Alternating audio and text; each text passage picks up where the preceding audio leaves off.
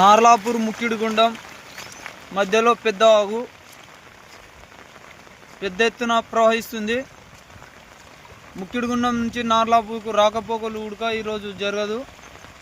ఎందుకంటే మనుషులు ఉడక దాటనంత భయంకరంగా అవుతుంది. దయచేసి ఎవరు వాగు దాటడానికి ప్రయత్నించవద్దు, ప్రాణాల మీద తెచ్చుకోవద్దు.